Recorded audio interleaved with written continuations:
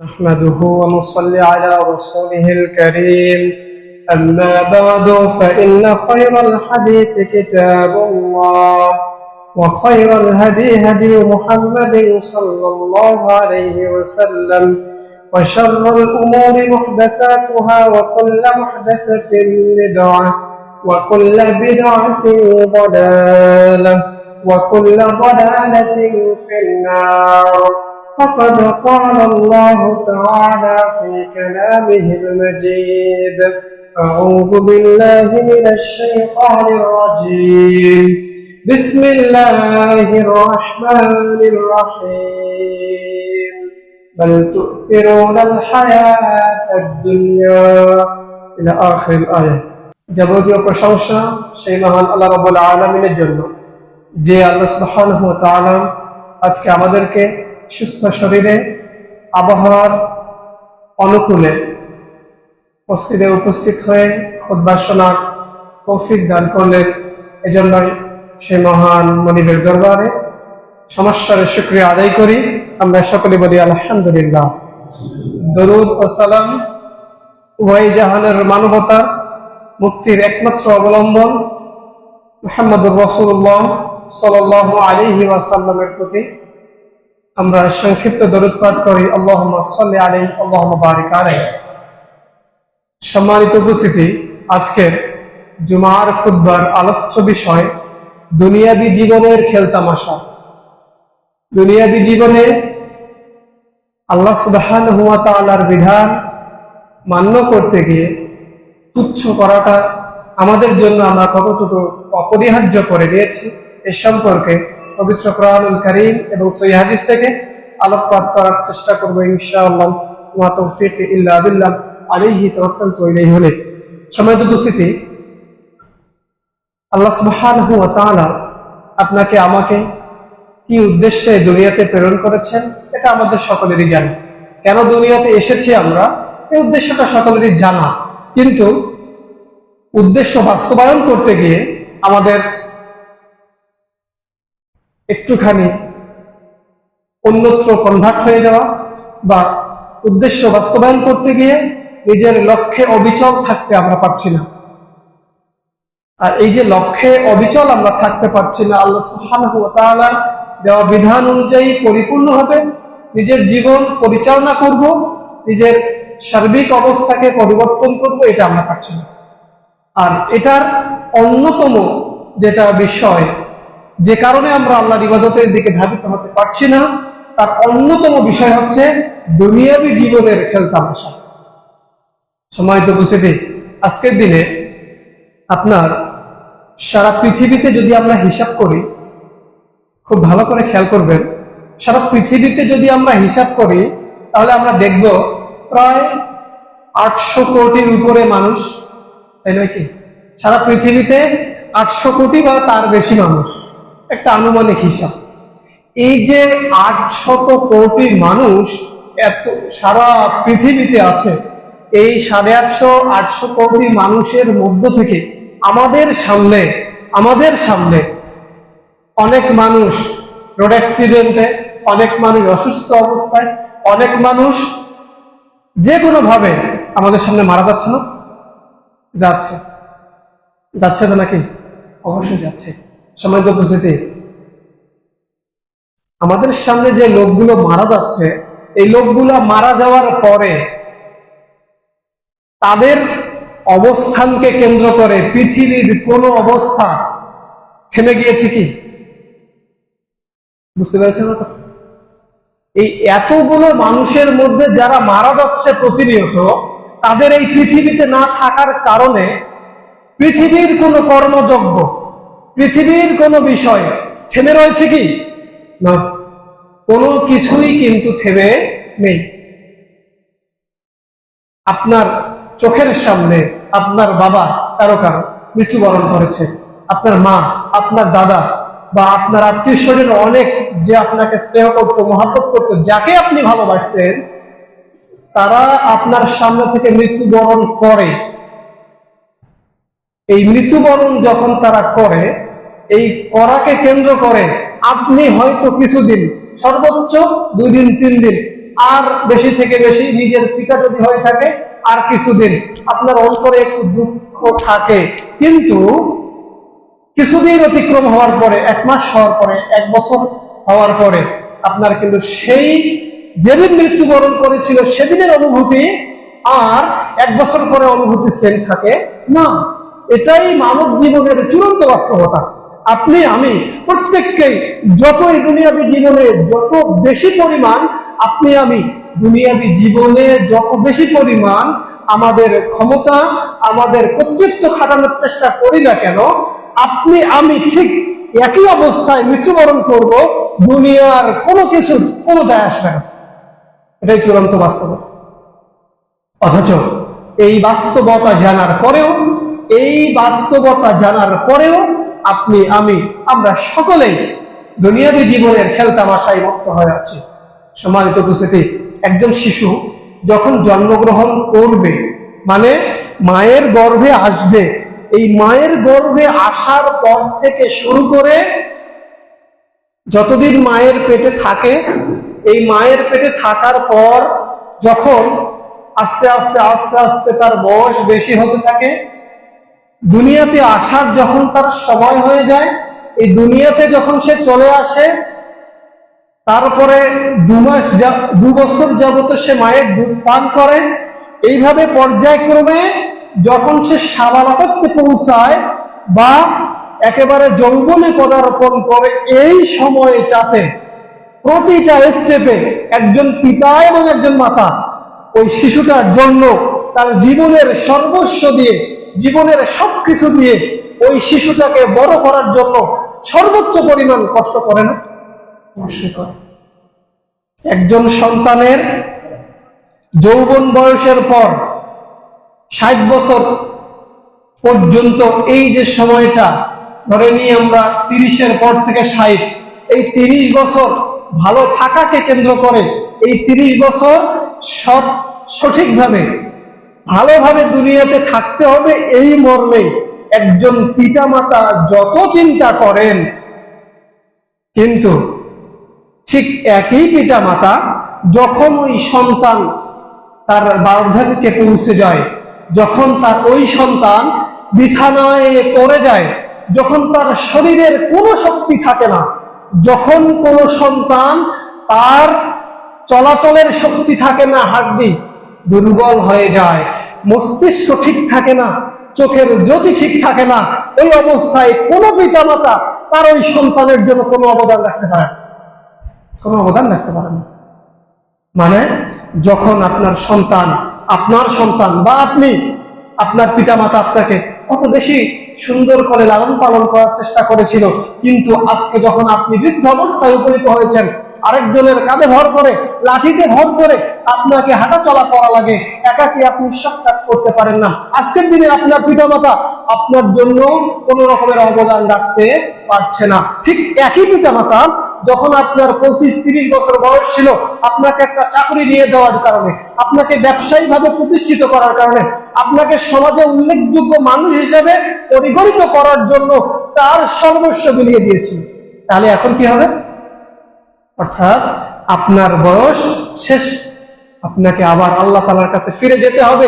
সে আল্লাহ তাআলার কাছে ফিরে যখন যাবেন, আল্লাহ তাআলার কাছে ফেরত যাওয়ার সময়, যাওয়ার জন্য যে বিষয়টা দরকার আল্লাহ তাআলাকে চেনা, সেই চেনাটা, আল্লাহ সুবহানাহু ওয়া তাআলাকে চেনাটা আমাদের পিতামাতা, অভিভাবকরা তার সন্তানকে দিতে পারছে না, বিধায় আমরা দুনিয়াবী জীবনের খেলতামাশায় মুক্ত হয়ে থাকি। মনে করি টাকা ইনকাম করি, আমার টাকা, আমার পৈতৃক সম্পত্তি আমি পেয়েছি, আমার টাকা, আমার সম্পদ, আমি আমার ইচ্ছা মতো ব্যয় করব, আমার দুনিয়া আমি আমার ইচ্ছা মতো ব্যয় করব, কিন্তু সম্মানিত উপস্থিতি, আপনাকে আমাকে অবশ্যই কবরে যেতেই হবে, এর বিকল্প কিছু নেই। আপনার বাড়িতে আজকে যদি কোনো ব্যক্তি মারা যায়, নিজের পরিবারের কোনো ব্যক্তি যদি মারা যায়, আপনার বাবা যদি মারা গিয়ে থাকে আজকের দিনে, বা আপনি যদি উপস্থিত থাকা অবস্থায় আপনার পিতা মৃত্যুবরণ করে, আপনার উপস্থিত থাকা অবস্থায়, ধরেন আপনি সালাত আদায় করেন না, আপনি সিয়াম পালন করেন না, ইবাদত বন্দেগী করেন না, আমাদের সমাজে অসংখ্য লোক আছে যারা নিয়মিত সালাত আদায় করে না, ইসলামের বিধান পালন করার চেষ্টা তোয়াক্কাই করে না। ইসলামের বিধান পালনের কোনো তোয়াক্কাই যাদের মধ্যে নেই, ওই ব্যক্তিদের সামনে যখন কোনো ব্যক্তি মারা যায় তখন তার ইবাদতের বিষয়টা মনে হয় আগের মতোই থাকে না কিন্তু। আজকে যদি রাত্রিবেলা কোনো বাড়িতে কোনো ব্যক্তি মারা যায়, তাহলে ওই বাড়িতে বাড়ির সদস্যদের ওই মৃত্যুতে বাকি সদস্যদের ঘুম হারাম হয়ে যায়। কিন্তু ঠিক তার আগের দিনই অধিকাংশ বাড়ির লোকেরাই ফজরের সালাতের সময় ঘুমিয়ে থাকে, উঠার প্রয়োজন মনে করেন। শারীরিক অসুস্থতার কারণে উঠতে পারে না, সেটা ভিন্ন, কিন্তু সালাত আদায়ের জন্য, আল্লাহ তাআলার বিধান পালনের জন্য উঠাটাকে প্রয়োজন মনে করে না। কিন্তু ঠিক একই রাত্রে যদি কোনো ব্যক্তি মৃত্যুবরণ করে তাহলে কিন্তু তখন আর ঘুম থাকে না। তার সন্তান যদি অসুস্থ হয় তখন তার চোখে ঘুম থাকে না। তো যখন তার পরিবারের লোকজন বিভিন্ন রকমের সমস্যায় নিপতিত হয় তখন আর তার চোখে ঘুম থাকে না। এই সময় তো বুঝতে, এজন্যই কোন এক ব্যক্তি বলছিলেন, যে ব্যক্তি কথা শোনে না, যে ব্যক্তি তোমার কথা শোনে না, দ্বীনের কথা শোনে না, ইসলামের কথা শোনে না, যে ব্যক্তি আল্লাহ এবং তার রাসূলকে মূল্যায়ন করে না, সে ব্যক্তিকে তুমি ছেড়ে দাও, সুযোগ দাও, সময় তাকে শিক্ষা দিয়ে চলে যাবে। সময় তো বুঝতে, সে সময়কে আমরা মূল্যায়ন করি। দুনিয়াবী জীবন কখনোই খেলতামাশার নয়। এটা আল্লাহ তাআলা আপনাকে দুনিয়াতে প্রেরণ করেছেন। এই প্রেরণের উদ্দেশ্য হচ্ছে তার ইবাদত বندگی আপনি করবেন। আপনি যদি দুনিয়াতে একবার সুবহানাল্লাহ না বলেন, আপনি যদি এক ওয়াক্ত সালাত আদায় না করেন, এক রাকাত দু রাকাত সালাত যদি আপনি জীবনে কখনো আদায় না করেন, আল্লাহ তাআলার কোনো যায় আসে না। আল্লাহ তাআলার কোনো যায় আসে না। আল্লাহ তাআলার কোনো এই বিষয় নিয়ে চিন্তা নেই। কিন্তু আল্লাহ আপনাকে আদেশ করেছেন বিধায় আপনাকে ইসলামের যাবতীয় বিধান পালন করতে হবে। যদি করতে পারেন আপনি, আল্লাহ না করলে আল্লাহ তাআলার কিছুই যায় আসে না। সময় তো বুঝতে, এজন্যই আমাদেরকে অবশ্যই দুনিয়াবী জীবনটা ইবাদতে কাটাতে হবে। এটা অবশ্যই আপনাকে আমাকে ভাবতে হবে। আজকের দিনে দিনদারিতা, ধার্মিকতা সবকিছু দেখা যায় ফেসবুকে, সবকিছু সোশ্যাল মিডিয়ায়। ভালো কাজ যত কিছু আছে সব আমরা ফলো করি ফেসবুকের মাধ্যমে। কিন্তু ব্যক্তি হিসাবে আমি কতটুকু ভালো, ব্যক্তি হিসাবে আমার আত্মীয় স্বজনের সাথে আমার আচরণ কত ভালো, ব্যক্তি হিসাবে আমার বন্ধু বান্ধবের সাথে আমার আচরণ কত ভালো, এটা কিন্তু আমরা কখনোই চিন্তা করি না। এজন্যই শেখ শাহাদাত হাসান ফাইসাল রাহিমাহুল্লাহ তিনি বলেছিলেন যে আমাদের পাপগুলো যদি গন্ধ আকারে বের হতো, মুখ যখন গন্ধ হয়ে যায় ব্রাশ না করার কারণে, ঠিক তদ্রুপ ভাবে আমাদের পাপগুলো যদি গন্ধ আকারে বের হতো, আমাদের পাশাপাশি কেউ আসতো না, কেউ আমাদের সাথে মিশতো না। সম্মানিত উপস্থিতি, এজন্যই আপনাকে আমাকে অবশ্যই মনে রাখতে হবে যে দুনিয়াবী জীবনের এই সময়টাকে আল্লাহ তাআলার জন্য ব্যয় করা, আল্লাহ সুবহানাহু ওয়া তাআলার জন্য আপনার প্রত্যেকের সময়টাকে সঠিকভাবে ব্যয় করার সর্বোচ্চ চেষ্টা করতে হবে। যদি আমরা করতে পারি তাহলে এই দুনিয়া এবং আখিরাত উভয়টাই সফল। যদিও আল্লাহ সুবহানাহু ওয়া তাআলা বলছেন বাল তুসিরুনাল হায়াতাদ দুনিয়া, যে তোমরা দুনিয়ার জীবনকে বেশি প্রাধান্য দাও। আল্লাহ সুবহানাহু ওয়া তাআলা বলছেন দুনিয়ার জীবনকে আমরা বেশি প্রাধান্য দিয়ে থাকি। দেখুন আল্লাহ সুবহানাহু ওয়া তাআলা সূরা আল-কাবুত 29 নম্বর সূরা এর 64 নম্বর আয়াতে আল্লাহ সুবহানাহু ওয়া তাআলা বলছেন ওমা হাদিহিল হায়াতুদ দুনিয়া ইল্লা লাহু ওয়া লাইব। আল্লাহ সুবহানাহু ওয়া তাআলা বলছেন এই পার্থিব জীবন খেলতামাশা ব্যতীত কিছুই নয়। ওয়া ইন্নাদ দারাল আখিরাতি লাহিয়াল হায়ান। আল্লাহ সুবহানাহু ওয়া তাআলা বলছেন আর পরকালীন জীবন হলো চিরস্থায়ী। আল্লাহ তাআলা বলছেন পরকালীন জীবন হচ্ছে চিরস্থায়ী। লাউ কানু ইয়ালামুন, যদি তারা জানতো। দুনিয়াবী জীবনের এই কয়েক বছর পেয়ে আপনি আমি প্রত্যেকেই আমরা মনে করছি যে কত কিছু আমি পেয়ে গেছি, কিন্তু এখনই টানা 7 বার বাথরুমে যাওয়া আসা করা লাগুক, পাতলা পায়খানা হোক, মাথা ব্যথা একটু পরিমাণ করুক, কোমরে একটু শক্তি না থাকুক, কোমরে একটু ব্যথা করুক, হাঁটা চলাচলের শক্তি আপনি না পান, তখন আপনি বুঝবেন যে আমি কত বেশি পরিমাণ অসহায়।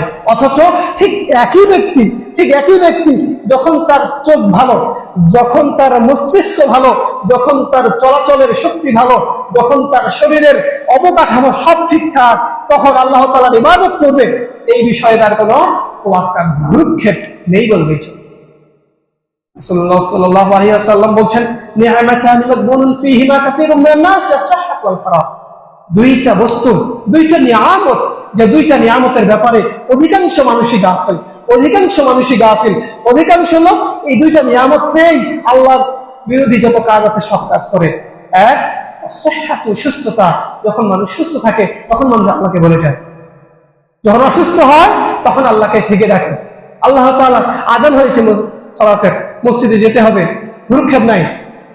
টাকা যখন লেনদেন করে, সুদ, ঘুষ হালাল নাকি হারাম, কোনো বাদ বিচার নেই।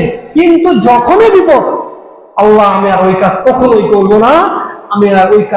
করবো না, আমাকে বিপদ থেকে রক্ষা করো। আবার আল্লাহ যখন তৎক্ষণাৎ বিপদ থেকে রক্ষা করে দেন, তখন আবার ওই আগের কাজেই চলে যান। সিহহাতু, সুস্থতা, ওয়াল ফারাগ, অবসর। যখনই আমরা অবসর পাই তখনই আমরা সেটা আল্লাহ তাআলার ইবাদতে না কাটিয়ে আমরা অন্য কিছু করার জন্য ব্যয় করি।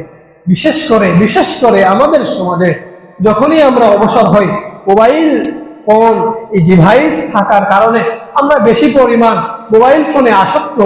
আমাদের সমাজ এত বেশি পরিমাণ আসক্ত, মানে এমন কোনো ব্যক্তি পাওয়া যাবে না যাদের হাতে মোবাইল আছে আর স্ক্রলিং করে 2 ঘন্টা 3 ঘন্টা প্রতিদিন কাটায় না। এরকম মানুষ খুবই কম পাওয়া যায়।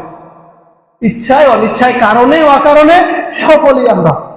আবার যখন এই স্ক্রলিং করা ফেসবুক, ইউটিউব বা ইত্যাদি যখনই আমরা করি, তখনই দেখা যায় অশ্লীলতা, বেহায়াপনা সবকিছুই চলে আসে, আস্তে আস্তে সেদিকেই চলে যায়।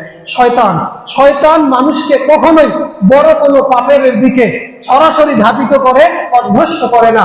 শয়তান মানুষকে সবসময় ছোট ছোট কাজ দিয়ে মানুষকে বিপদগামী করে ফেলে। আপনি এখন ভালো কাজ করেন, আপনি এখন মনে করুন সালাত আদায়ের আগে আযান দিয়েছে, মসজিদে যাবেন, তার আগে আপনি কোনো কারণে কোরআন তেলাওয়াত করছেন, অথবা কোনো কারণে একজন আলোচকের আলোচনা শুনছেন, মনে করুন আপনি, স্বাভাবিক দৃষ্টিতে বলছি, শুনতে আপনার মনে হচ্ছে আরেকটু সময় বাকি আছে, শুনেই যাই, এসে দেখলেন 2 রাকাত চলে গেল। ভালো কাজের মাধ্যমে আপনাকে পথভ্রষ্ট করবে। যখন ভালো কাজ মানুষের মধ্যে দিয়ে, কোনো ছোট বিষয়কে দিয়ে মানুষকে পথভ্রষ্ট করতে শয়তান পারে না, তখন এই ঈমানদার ব্যক্তিদের মধ্যে হিংসার উদ্বেগ ঘটিয়ে তাকে ইসলাম থেকে বিচ্যুত করে দেয়। খুবই সুন্দর সম্পর্ক 2 বন্ধুর মধ্যে, কিন্তু তার মাঝখানে শয়তান একটু হিংসাত্বের, একটু আমিত্বের বিষয় নিয়ে এসে 2 জনের মধ্যকার বিশৃঙ্খলা নিয়ে আসে। বিশেষ করে প্রাতিষ্ঠানিকভাবে, সাংগঠনিকভাবে, বিশেষ করে আরো আমাদের যে বিষয়গুলো আছে, মুআমালা মুআশারার বিষয়গুলো আছে, এখানে এই বিষয়গুলো চলে আসে, একটুখানি হিংসা ঢুকিয়ে দিয়ে বন্ধুত্ব ফাটল সৃষ্টি করে দিল। এইভাবে করেই শয়তান আমাদেরকে ইসলামের পথ থেকে আমাদেরকে বিপথে নিয়ে যায়। এই দুনিয়াবী জীবনের ধোঁকায় পড়ে। দুনিয়াবী জীবনে একটুখানি আমার মান সম্মান ভালো থাকবে, একটুখানি আমি ওর চেয়ে সম্মানিত হব, একটুখানি আমার এই হবে সেই হবে ইত্যাদি ইত্যাদি, এই চিন্তা করে আমি আরেকজনকে সবসময় তুচ্ছ জ্ঞান করি, আরেকজনকে আমি কখনোই মানুষ মনে করি না, কর্তব্য আমি করি না মানুষের বিষয়। এইভাবে করে আমার ব্যক্তি জীবন পরিচালিত হচ্ছে স্রেফ এবং স্রেফ দুনিয়াবী জীবনের এই ধোঁকায় পড়ে। আল্লাহ তাআলা সে কথাই বলছেন, বাল তুসিরুনাল হায়াতাদ দুনিয়া, তোমরা দুনিয়ার জীবনকেই বেশি প্রাধান্য দাও, আল আখিরাতু খায়রুন ওয়া আবকা। অথচ উৎকৃষ্ট আবাসস্থল পরকাল। সম্মানিত উপস্থিতি, এজন্যই দেখা যায় আমরা ফেসবুকে যত বেশি পরিমাণ বিষয়গুলোকে, ভালো বিষয়গুলোকে শেয়ার করি, খারাপ বিষয় কিন্তু কেউ শেয়ার করি না। কেন? আমরা চাই সবসময় খুব সহজেই ফেমাস হওয়ার, ভাইরাল হওয়ার, পপুলার হওয়ার জন্য খুব বেশি পরিমাণ আমরা চাই। এজন্যই আমরা আমাদের সবসময় ভালোটাকে প্রচার করি, কিন্তু খারাপটাকে প্রচার করি না। কিন্তু মানুষ আমাকে যদি খারাপ জানে, আমার সাথে মানুষ মিশবে না, মানুষ যদি আমাকে খারাপ জানে, আমাকে কেউ ভালোবাসবে না ইত্যাদি। যদিও বা মুরব্বীরা এখান থেকে বিরত, কিন্তু তারপরেও মুরব্বীদের বিষয়ে অনেক বিষয় আমরা লক্ষ্য করি। বিশেষ করে বংশীয় পারিবারিক যে কোলাহল বিদ্বেষ, অতীতের পূর্বপুরুষরা যে কোলাহল বিদ্বেষ জমি সংক্রান্ত ছিল, সেটা এখনো পর্যন্ত মুরব্বীরা পুষে রাখে। অতীতের বেদাত এখনো পর্যন্ত পুষে রাখে, অতীতের শিরক এখনো পর্যন্ত পুষে রেখে মুরব্বীরা আরেকজনের সাথে সুন্দরভাবে সমাজে বসবাস করবে এটা প্রয়োজন মনে করেন। কেন? তিনি বলে আমি তো এত বেশি, আমার বাবা এরকম ছিল, আমার দাদা এরকম ছিল, আমি কেন হার মানব? এইভাবে করে ব্যক্তিত্ব জাহির করা, দুনিয়াবী জীবনের এই ঠুনক, এই ক্ষণিক, এই সম্মান, এই মোহটাকে নিজের অন্তরে গেঁথে নিয়ে আমরা দুনিয়াবী জীবনের এই ইবাদতের উল্লেখযোগ্য সময়টাকে আমরা জাহান্নামে যাওয়ার কারণ বানাচ্ছি। সময় উপস্থিতি, এখান থেকে অবশ্যই বিরত থাকতে হবে। দেখুন আল্লাহ সুবহানাহু ওয়া তাআলা বলছেন, ইন্নামাল হায়াতুদ দুনিয়া লাইবুন ওয়া লাহ, পার্থিব জীবন খেল তামাশা বই কিছুই না। ওয়া ইন তুমিনু ওয়া তাত্তাকু ইউতিকুম উজুরাকুম, আল্লাহ সুবহানাহু ওয়া তাআলা বলছেন, তবে যদি তোমরা ঈমান আনো, আল্লাহ ভীরু হও, উজুরাকুম, তাহলে তিনি তোমাদেরকে পূর্ণ প্রতিদান দান করবে। ওয়ালা ইয়াসআলুকুম আমওয়ালাকুম, আর তিনি তোমাদের ধন সম্পদ চান না। আল্লাহ তাআলা বলছেন যদি তোমরা ঈমান আনো এবং আল্লাহ ভীতি অর্জন করো, আল্লাহ ভীরু হও, তাহলে তিনি তোমাদের পূর্ণ প্রতিদান দান করবেন। তিনি তোমাদের ধন সম্পদ চান না, অন্তরের বিষয়টাই আল্লাহ তাআলা চান। কিছুদিন আগে যেটা গেল কুরবানি, আল্লাহ তাআলা আপনার কোরবানির গোশত, কোরবানির পশুর চামড়া, হাড্ডি কিছুই আল্লাহ চাননি, আল্লাহ চেয়েছিলেন তাকওয়া। তার আগে সিয়াম গেল, রমাদানুল কারীম, আল্লাহ তাআলা আপনার টাকা পয়সা চাননি, আল্লাহ আপনার তাকওয়া চেয়েছেন। কিছুদিন আগে একবারে রিসেন্ট আশুরায়ে মুহররম গেল, সেখানে আল্লাহ তাআলার উপর ভরসা করে মূসা আলাইহিস সালাতু ওয়াস সালামকে আল্লাহ তাআলা ফিরআউনের কবল থেকে যে মুক্তি দিয়েছিলেন, সেফ এবং সেফ তাওয়াক্কালতু আলাল্লাহ, আল্লাহ তাআলার উপর যে ভরসা মুসা আলাইহিস সালাম করেছিলেন, নাজাতে মুসার শুকরিয়া স্বরূপ আল্লাহ সুবহানাহু ওয়া তাআলা যে মুসা আলাইহিস সালাম আল্লাহ তাআলার শুকরিয়া স্বরূপ যে সিয়াম পালন করেছিলেন, এটাও কিন্তু তাকওয়ারই অন্যতম বহিঃপ্রকাশ। সময় তো বুঝতে, তাকওয়াটাই আল্লাহ তাআলা চান। দেখেন আপনি আমি প্রত্যেককেই এই দুনিয়া থেকে চলে যাব, আপনার সম্পদ পড়ে থাকবে, আপনার টাকা পয়সা, সন্তান সন্ততি যা কিছু আছে সব পড়ে থাকবে, কিন্তু এমন একটা সময় আসবে যে সময়ে মাটিতে কবর দেওয়ার কারণে আপনার শরীরের অঙ্গ প্রত্যঙ্গ সবকিছুকে পোকামাকড় খেয়ে ফেলবে, হাড্ডিগুলোকে এক পর্যায়ে খেয়ে ফেলবে। পরবর্তীতে কি থাকবে? আপনার অন্তর, নফস, রূহ বা আত্মা, এটাই তো থাকবে। আর এটার বিচার হবে শুধুমাত্র কিয়ামতের দিন। হাত পায়ের কোনো বিচার হবে না। হাত পায়ের মাধ্যমে আল্লাহ তাআলা কিয়ামতের দিন সাক্ষ্য নেবেন তাদের কাছ থেকে যে এই বান্দা দুনিয়াতে জীবিত থাকা অবস্থায় কি করেছিল। কিন্তু শুধুমাত্র বিচার হবে অন্তরের, বিচার হবে আত্মার। এজন্যই রাসূল সাল্লাল্লাহু আলাইহি ওয়াসাল্লাম বলেছেন, আত্তাকওয়া হাহুনা, আত্তাকওয়া হাহুনা। আল্লাহ ভীতি হচ্ছে এখানে, আল্লাহ ভীতি হচ্ছে এখানে। যখনই আপনার সামনে হারাম সম্পদ চলে আসবে, তখনই আপনি যদি সেটাকে ডিনাই করতে পারেন, যখনই আপনার সামনে অন্যায় কিছু আসবে, তখন যদি সেখান থেকে আপনি ফেরত যেতে পারেন, যখন আপনি অন্যায়ভাবে কোনো কাজ আপনার সাথে সংঘটিত হচ্ছে, সেখান থেকে যদি আপনি বিরত থাকতে পারেন, তবেই হবে আল্লাহ তাআলার উপর পরিপূর্ণ আল্লাহ ভীতি, পরিপূর্ণ আল্লাহ ভীতি। সময় তো বুঝে দিই। এই জন্যই আমাদের এই দুনিয়াবী জীবনে ঈমানদার হওয়ার পাশাপাশি আল্লাহ ভীরু আমাদেরকে অবশ্যই হতে হবে। আমাদের সমাজের অধিকাংশ মানুষ ইসলামকে আমরা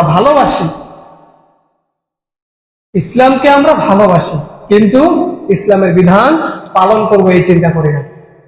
এজন্যই আমরা বলতে পারি যে বাংলাদেশের অধিকাংশ মানুষ ধর্মপ্রাণ, কিন্তু ধর্মভীরু নয়।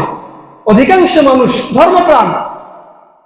ওয়াজ মাহফিল হচ্ছে, কে বক্তব্য দিচ্ছে, কার ওয়াজ মানে কি আলোচনা চলছে, কোনো বিষয় নয়। মাহফিল হচ্ছে, দান করি, টাকা কালেকশন করতে আসে দিয়ে দিলাম, বা সেখানে গেলাম, একটু যাচাই বাছাই করলাম না, কোনো মানুষ, কোনো আলেম কোনো কথা বললো, সেখান থেকে আমি একটু জাস্টিফাই করার চিন্তা করলাম না। এই চিন্তাটা না করার পিছনে অন্যতম বিষয় হচ্ছে দুনিয়াবী জীবনে প্রাধান্যতা। আমার কি অত সময় আছে, একটু বসলাম, একটু সওয়াব হইলো, ধর্মপ্রাণ মানুষ আমি, ইসলামের কথা বলবো, বা একটু মন চায় পালন করবো, না চাই করবো না, ওকে। কিন্তু যদি ধর্মভীরু হতাম, অবশ্যই অবশ্যই প্রতিটা কাজ করার ক্ষেত্রে কোরআন এবং সহিহ হাদিস কি বলে, পবিত্র কোরআনুল কারীম এবং সহিহ হাদিসের ব্যাখ্যা কি, ইমামগণ সালফে সালেহিনগণ কিভাবে বুঝেছেন, সে অনুযায়ী আমরা কিন্তু যাবতীয় বিষয়গুলোকে সম্পাদন করতাম। কিন্তু আমরা ধর্মভীরু নেই, হুজুগে বাঙালি আমরা, যেদিকে সবাই সেখানেই। যদি বলে বক্তা ঠিক, সবাই ঠিক, আবার আরেক বক্তা আসে ওর বিরুদ্ধে যদি বলে, ওটাও ঠিক। সম্মানিত উপস্থিতি, আল্লাহ সুবহানাহু ওয়া তাআলা পবিত্র কোরআনুল কারীম এর সূরা হাদীদ 57 নম্বর সূরা 20 নম্বর আয়াতে আল্লাহ সুবহানাহু ওয়া তাআলা বলছেন, ই'লামু আন্নামাল হায়াতুদ দুনিয়া লাইবুন ওয়া লাহ।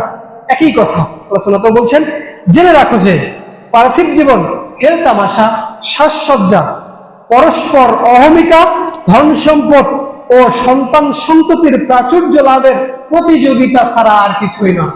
দুনিয়াবী জীবনটা দেখেন, আল্লাহ কয়েকটা কথা বলছেন, খেল তামাশা, সাজসজ্জা, পারস্পরিক অহমিকা, ধন সম্পদ ও সন্তান সন্ততির প্রাচুর্য লাভের প্রতিযোগিতা ছাড়া আর কিছুই না। প্রতিটা মানুষ এখানে রাসূল সাল্লাল্লাহু আলাইহি ওয়াসাল্লাম বলেছেন, লাইসাল গিনা আন কাসরাতিল আমল ওয়ালাকিনাল গিনা আন নাফস।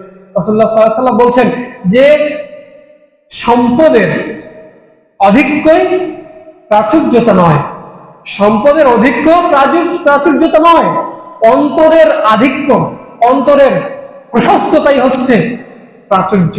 কিন্তু আমরা যেমন ভাবে দুনিয়াবী জীবনে টাকা পয়সা উপার্জন করার জন্য, আমরা যেমন ভাবে টাকা পয়সা সংগ্রহ করার জন্য, উপার্জন করার জন্য, জমা করার জন্য যেরকম আমাদের চিন্তা ভাবনা, অন্তরের দিক থেকে, আত্মিক দিক থেকে আমরা কতটুকু পরিমাণ কিন্তু নয়, আত্মিক দিক থেকে আমরা মানে মানুষকে কাছে নেব, মানুষের সাথে মিশবো, মানুষের সাথে সুন্দরভাবে কথা বলবো, টাকা পয়সা মানুষকে দান করব, দিনী কাজে সম্পদ ব্যয় করব। এক কথায় আমার জীবন, আমার মরণ, আমার সম্পদ, আমার সন্তান সন্ততি, পরিবার সবকিছুই শুধুমাত্র সেফ এবং সেফ আল্লাহ সুবহানাহু ওয়া তাআলার জন্য ব্যয় হবে। এই আত্মিক দৃষ্টিকোণ আমাদের নাই, না থাকার কারণ হচ্ছে অন্যতম দুনিয়াবী জীবনকে আপনি আমি আমরা প্রত্যেককে বেশি প্রাধান্য দিচ্ছি। সময় তো উপস্থিতি, এই কারণে অবশ্যই অবশ্যই আমাদের অন্তরের কিয়ামতের দিন বিচার হবে, আত্মার বিচার হবে, অবশ্যই খেয়াল রাখতে হবে। এরপরে দেখুন আল্লাহ সুবহানাহু ওয়া তাআলা সূরা আল আরাফ এর 51 নম্বর আয়াতে আল্লাহ সুবহানাহু ওয়া তাআলা বলছেন, আল্লাযীনা ইত্তাখাযু দীনাহুম লাহুওয়া ওয়া লাইবান ওয়া গাররাতহুমুল হায়াতুদ দুনিয়া। আল্লাহ সুবহানাহু ওয়া তাআলা বলছেন, যারা তাদের দ্বীনকে খেল তামাশার বস্তুতে পরিণত করেছিল। আল্লাহ তাআলা বলছেন, যারা তাদের দ্বীনকে, তাদের সময়কে, ইসলামকে খেল তামাশার বস্তুতে পরিণত করেছিল এবং পার্থিব জীবন যাদেরকে ধোঁকায় ফেলেছিল, আজ আমরা তাদেরকে ভুলে যাব, কিয়ামতের দিনে আমরা তাদেরকে ভুলে যাব। যেমন তারা এদিনের সাক্ষাতের কথা ভুলে গিয়েছিল। কিয়ামতের দিন কঠিন মুসিবতের দিন, যেদিন প্রত্যেক ব্যক্তির যাবতীয় জীবনের যাবতীয় হিসাব নেওয়া হবে। সেদিনের হিসাব অন্তরে পরকালীন জবাবদিহিতার অনুভূতি যদি তীব্র না হয়, তাহলে কখনোই একজন বান্দার পক্ষে তাকওয়া, মুত্তাকি, আল্লাহ ভীরু হওয়া সম্ভব নয়। যতক্ষণ না পর্যন্ত পরকালীন জীবনে জবাবদিহিতার বিষয়টা আপনার আমার অন্তরে গেঁথে না যাবে, আপনার দ্বারা আমার দ্বারা হরহামেশাই যে কোনো খারাপ কাজ করা সম্ভব। যে কোনো খারাপ, আপনার মুখে আমার মুখে টুপিদারি, সুন্নতি লিবাস ইত্যাদি থাকতে পারে, কিন্তু অন্যায়ের ক্ষেত্রে, অশ্লীলতার ক্ষেত্রে, বেহায়াপনার ক্ষেত্রে, বেপর্দার ক্ষেত্রে, সুদের ক্ষেত্রে, ঘুষের ক্ষেত্রে, যাবতীয় অন্যায়ের ক্ষেত্রে আপনার কোনো তোয়াক্কাই হবে না, করলাম তার সমস্যা কি। এই জন্যই দেখা যায় বড় বড় দাড়িওয়ালা, টুপিওয়ালা লোক তাদের সম্পদকে শিরকের ক্ষেত্রে ব্যয় করে দিচ্ছে। অনেক নেতা নেত্রীকে দেখা যায় শুধুমাত্র ভোট কেনাকে কেন্দ্র করেই কত কোটি কোটি টাকা বিক্রি করে দেয়, অথচ 8 বার 10 বার করে হজ করে আসে, টুপি দাড়ির বাহার দেখলে অবস্থাই খারাপ। রাসূল সাল্লাল্লাহু আলাইহি ওয়াসাল্লাম বলেছেন, লা তাসআলিল ইমারা, নেতৃত্ব কখনো চেয়ে নেওয়া হয় না, চেয়ে হয় না কখনো নেতৃত্ব। সম্মানিত উপস্থিতি, দুনিয়াবী জীবনের এই ধোকায় কখনো পড়া যাবে না। আল্লাহ তাআলা বলছেন যে যদি তারা যেমন ভাবে তারা দুনিয়াবী জীবনে পরকালীন জবাবদিহিতাকে ভুলে গিয়েছিল, আজকের দিনে আমরা তাদেরকে ভুলে গেলাম। এবং যেমন ভাবে তারা আমাদের আয়াতসমূহকে অস্বীকার করত, স্পষ্ট কোরআনের বিধান, স্পষ্ট হাদিসের বিধান, স্পষ্ট রাসূল সাল্লাল্লাহু আলাইহি সাল্লামের জীবনী, স্পষ্ট সাহাবায়ে কেরামের জীবনী, স্পষ্ট সালফে সালেহিনের জীবনী, সবকিছু আপনার সামনে। তারপরও কিভাবে মুসলিম হিসাবে আপনার সমাজতন্ত্র, গণতন্ত্র, জাতীয়তাবাদ, পুঁজিবাদ ইত্যাদি ইত্যাদি, তার মাধ্যমে আপনাকে ইসলাম বিজয়ের স্বপ্ন দেখতে হয়। আফসোস এবং পরিতাপের বিষয়,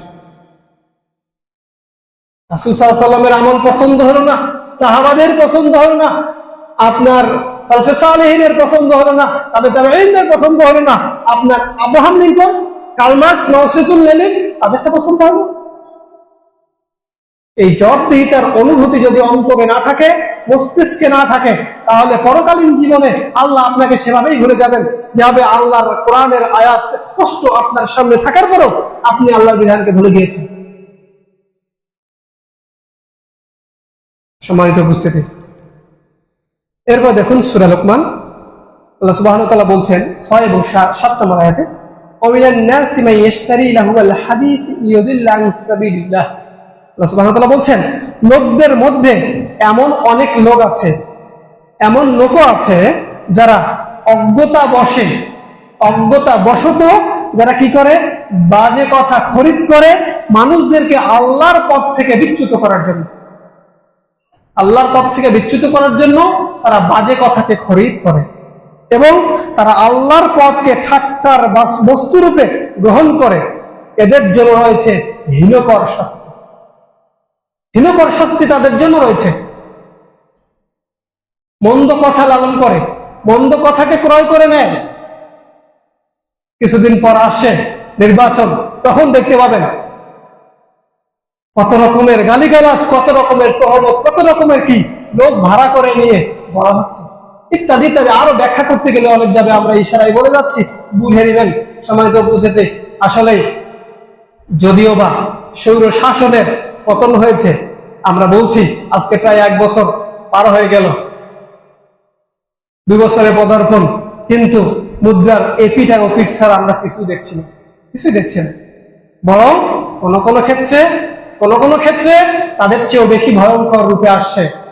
কিন্তু আমাদের যেটা দুঃখের বিষয়, আফসোসের বিষয়, পরিতাপের বিষয়, যে একজন লোক দাড়ি নাই, টুপি নাই, ইসলাম বোঝে না, কোরআন হাদিস বোঝে না, তারা সেই গণতন্ত্রকে সাপোর্ট করবে, তার ক্ষমতা দরকার করবে, ইত্যাদি ইত্যাদি করবে। কিন্তু বড় দুঃখের বিষয় এটা যে টুপি রেখে, দাড়ি রেখে, ইসলামের নাম করে মানুষদেরকে কোরআন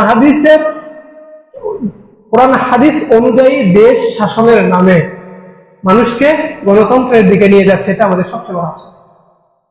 উসমানীয় খেলাফত ধ্বংস হয়েছে, রাসূল সাল্লাল্লাহু আলাইহি ওয়াসাল্লামের সময়ের যে ইসলামী যে খেলাফত, পর্যায়ক্রমে উসমানীয় খেলাফত ধ্বংস হয়ে গেছে, যে যখন পর্যন্ত 19 শতকের শেষের দিকে এসে এই উসমানীয় খেলাফত ধ্বংসের পর আল্লাহ তাআলার জমিনে তার বান্দা শুধুমাত্র সিফ তার জন্য ইবাদত করবে, তার মস্তককে তার জন্য অবনত করবে, এই চিন্তা না করে আমরা কি করি, সে সিস্টেমকে বাদ দিয়ে বর্তমান যেটা চলছে তার মাধ্যমে আমাদেরকে ক্ষমতায় যেতে হবে।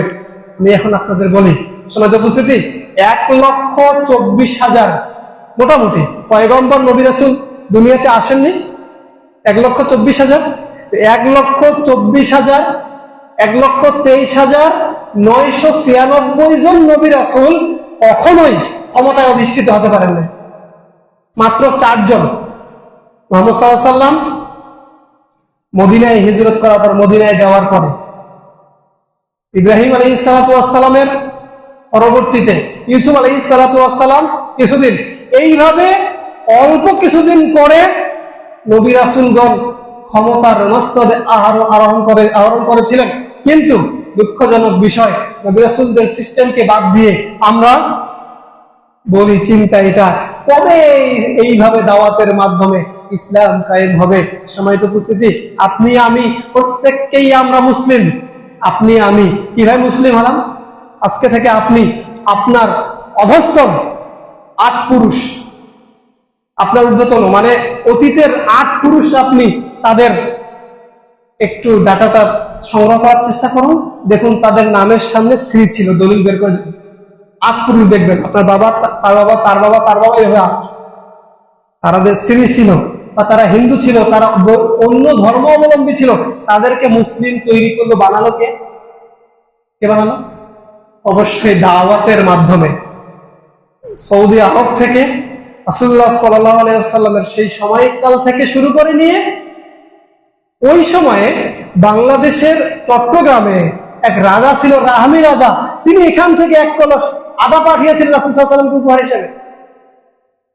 লোকজন ছিল, মানুষ ছিল, অন্য ধর্ম অবলম্বী ছিল, কিন্তু এই যে পরবর্তীতে দাওয়াতের মাধ্যমে আস্তে আস্তে পর্যায়ক্রমে সাহাবায়ে কেরাম এই ভারতীয় উপমহাদেশে এসেছিলেন ব্যবসা বাণিজ্য করার জন্য।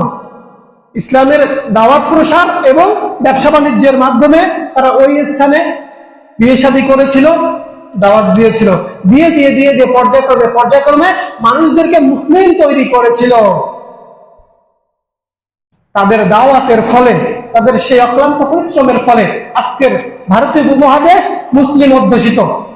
আর আলহামদুলিল্লাহ আমাদের বিশেষ করে উত্তরবঙ্গ এই পাশটাতে আমরা সৌভাগ্যবান এই জন্য যে সরাসরি সাহাবায়ে কেরামের যে আমল, সরাসরি সাহাবায়ে কেরামের যে আমল, মিয়া নাজির হোসেন দেহলভী থেকে শুরু করে আরো যারা শাওলিউল্লাহ মুহাদ্দিস দেহলভী এনারা যারা ছিলেন, এরা প্রত্যেককেই সরাসরি এই আমাদের উত্তরবঙ্গের এই পাশটাতে, দক্ষিণ দিনাজপুর এই পাশটাতে দাওয়াত দেওয়ার কারণে আমাদের এই বিশেষ করে বাংলাদেশের মতো জায়গায় চাঁপাইনবাবগঞ্জ থেকে শুরু করে এই পাশটাতে আহলে হাদিসের সংখ্যা বেশি। সঠিক ইসলাম পালন করা এই সংখ্যাটা বেশি, যদিও বা তাদেরকে আগে মুহাম্মদী বলা হতো। মুহাম্মদী, সালাফি, আহলুস সুন্নাহ ওয়াল জামাত, আহলুল হাদিস একই হিসাব, যেখানে সময় উপস্থিতি।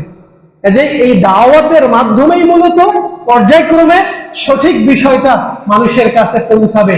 তাদেরকে ওই সময় তারা তো চিন্তা করে নাই যে আগে এই দেশটা দখল করে নিব, ইসলামী হুকুমত কায়েম করব, রাষ্ট্র ব্যবস্থা ইসলাম হবে, তারপরে এদেরকে মুসলমান বানাবো। এই চিন্তা কি তারা করেছিল? যদি না করে থাকে তাহলে আজকের দিনে এসে কেন? তখন তো আরো বেশি থেকে বেশি অন্ধকারাচ্ছন্ন যুগ ছিল। সেই সময়ে যদি তারা ইসলামের আলো, পবিত্র কোরআন এবং সহিহ হাদিসের আলো জ্বালতে পারে, তাহলে আজকের দিনে কি? আজকের দিনে কি কোরআন হাদিস এত সহজলভ্য তখন ছিল না। যত কষ্ট করে তারা হাতে লিখে লিখে, পায়ে হেঁটে হেঁটে, ঘোড়ার উপর সওয়ার হয়ে তারা যেভাবে দাওয়াত দিয়েছিলেন, এখন তো সেই কষ্ট নেই। এখন আপনি মোবাইলটা বের করেন, কিছু না পারেন চ্যাটজিপিটি বের করেন, জিজ্ঞেস করেন আমি এই ইবাদতটা করবো, দলিল দাও, প্রত্যেকটা কথা আপনার দলিল সহ দিয়ে দিন। সমস্যা কি আপনার? তাহলে স্পষ্ট জানার পরেও, স্পষ্ট বোঝার পরেও আল্লাহ সুবহানাহু ওয়া তাআলার বিধানকে যারা ওভারটেক করবে, তারাও জানে গণতন্ত্র, ডেমোক্রেসি এটা কখনোই মানুষের মুক্তির অবলম্বন হতে পারে না। তারপরেও সিস্টেম আমাদের করতে হবে।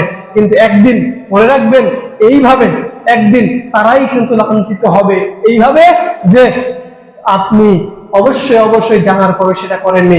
আজ যদি না হয়, কাল কিয়ামতের দিন অবশ্যই তাদেরকে লাঞ্ছিত হতেই হবে। মুক্তির উপায় হচ্ছে ইসলামী খেলাফত ও নেতৃত্ব নির্বাচন। শুরা সিস্টেমে আপনাকে খেলাফত এর মাধ্যম এই চেষ্টাই করতে হবে। এটাই হচ্ছে ইসলামের বিধান।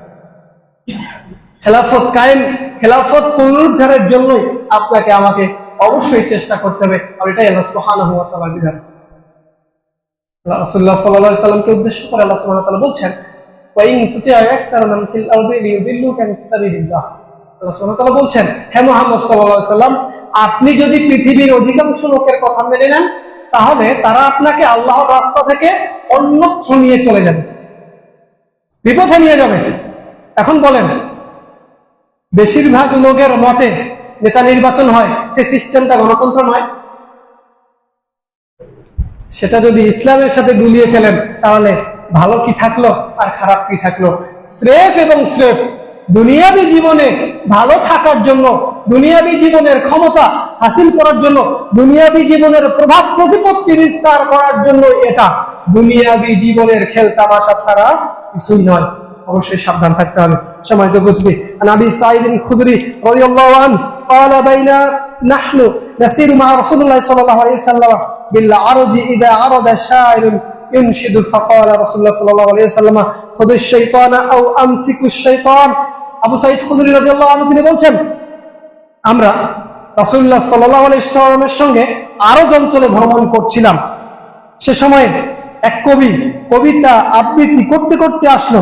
তখন রাসূলুল্লাহ সাল্লাল্লাহু আলাইহি ওয়াসাল্লাম বলেন, এই শয়তানটাকে ধরো, শয়তানটাকে ধরো, অথবা তিনি বলেন তাকে বাধা দাও। কোন ব্যক্তির পেট পুজ ভর্তি হয়ে যাওয়া, কবিতায় ভর্তি হওয়া অতি উত্তম। রাসূলুল্লাহ সাল্লাল্লাহু আলাইহি ওয়াসাল্লাম বলছেন যে এই যে মন্দ কথা, মন্দ কর্ম, বিশেষ করে মানুষদের এই যে দুনিয়াবী জীবনের খেলতামাশায় মত্ত করে রাখে, তন্মধ্যে অন্যতম হচ্ছে এই কবিতা, এই গান করা।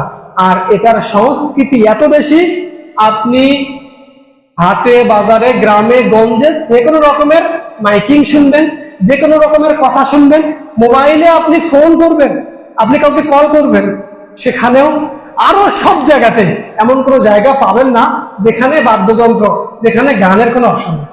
সব জায়গাতে, সব জায়গাতে। আর যখন আপনি ফেসবুকে বা ইন্টারনেটে কোনো যে কোনো জায়গায় যাবেন, সেখানে তো আপনার হচ্ছে অশ্লীল, বেহাপনা, বেআল্লাপনার যে অ্যাপগুলা আছে আছে।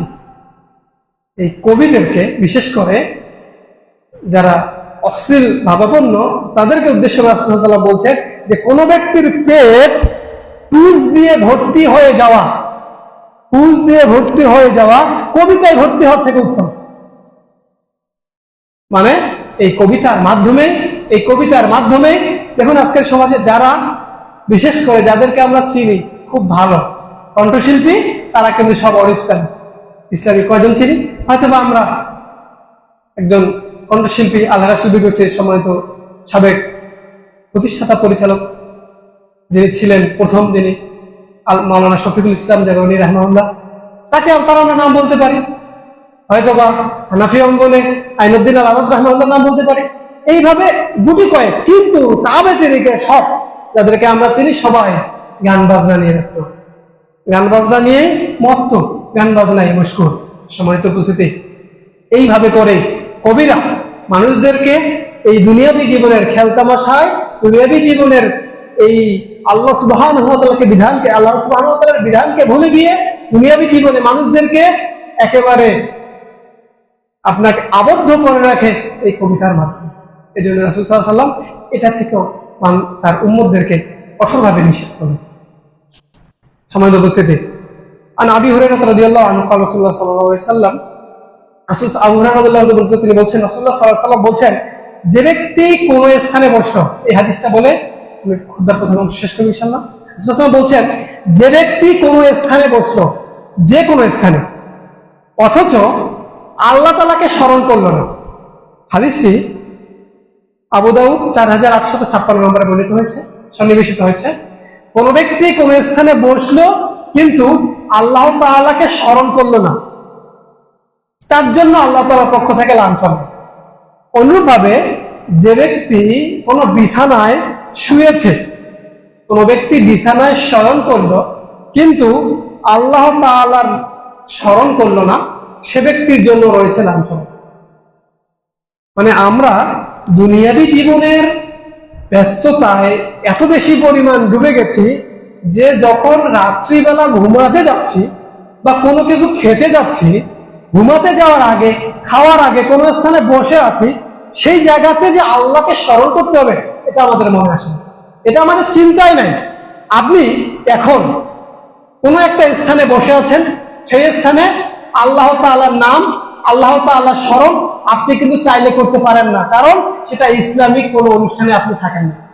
চায়ের দোকানে বসবেন, সেখানে গিবত, আল্লাহর নাম কিভাবে দিবেন? মোবাইল চালাচ্ছেন, ফেসবুকিং করতেছেন, স্ক্রল করতেছেন, অশ্লীল বেহাপনা, বিজ্ঞাপন যা কিছু সব চলে আসছে, আপনি আল্লাহর নাম কিভাবে নেবেন? মোবাইল দেখতে দেখতে দেখতে ঘুমিয়ে যাচ্ছেন, আল্লাহর নাম কিভাবে নেবেন? খাবার সময় এক হাতে মোবাইল দেখছেন আর এক হাতে খাচ্ছেন, আপনি আল্লাহর নাম কিভাবে নেবেন? সময় তো বুঝে। এই জন্যই রাসূল সাল্লাল্লাহু আলাইহি ওয়াসাল্লাম বলছেন, যে ব্যক্তি যে স্থানে কোন স্থানে বসলো আল্লাহর নামে আল্লাহ স্মরণ করলো না, সে ব্যক্তির জন্য লাঞ্ছনা। এবং যে ব্যক্তি বিছানায় শয়ন করলো, যে ব্যক্তি কোনো বিছানায় শয়ন করলো কিন্তু আল্লাহ তাআলার স্মরণ করলো না, সে ব্যক্তির জন্য লাঞ্ছনা। লাঞ্ছনা মানে জাহান্নাম। লাঞ্ছনা মানে পরকালীন জীবনে কঠিন থেকে কঠিন শাস্তি। লাঞ্ছনা মানে পরকালীন জীবনের জবাবদিহিতা, মানে আপনি ধরা খেয়ে যাবেন। বিষয়টা এরকম। কাজেই আমরা সর্বস্থানে সব জায়গাতেই আল্লাহ সুবহানাহু ওয়া তাআলার বিধান, আল্লাহ সুবহানাহু ওয়া তাআলার দেয়া বিধান অনুযায়ী নিজের সব সময়টাকে পরিবর্তন করার চেষ্টা করি। আল্লাহ তাআলা আমাদের সেই তৌফিক দান করুন। আল্লাহুম্মা আমিন। আল্লাহ সুবহানাহু ওয়া তাআলা এই দুনিয়াবী জীবনের খেলতামাশায়, দুনিয়াবী জীবনের মোহে পড়ে, দুনিয়াবী জীবনের এই ক্ষণিক এই সময়টাকে আমরা জীবনের মূল অংশ না মনে করে পরকালীন জীবনের আল্লাহ সুবহানাহু ওয়া তাআলার কাছে ফিরে যাওয়াটা, এটাকে মূল অংশ মনে করে আমাদের জীবনের যাবতীয় বিষয়গুলোকে পবিত্র কোরআন এবং সহিহ হাদিস অনুযায়ী কনভার্ট করে সেই অনুযায়ী পরিচালিত হওয়ার তৌফিক দান করুন। আল্লাহুম্মা আমিন। আকুলু কওলি হাযা ওয়াস্তাগফিরুল্লাহ লি ওয়া লাকুম ওয়া লিসাইরিল মুসলিমিন।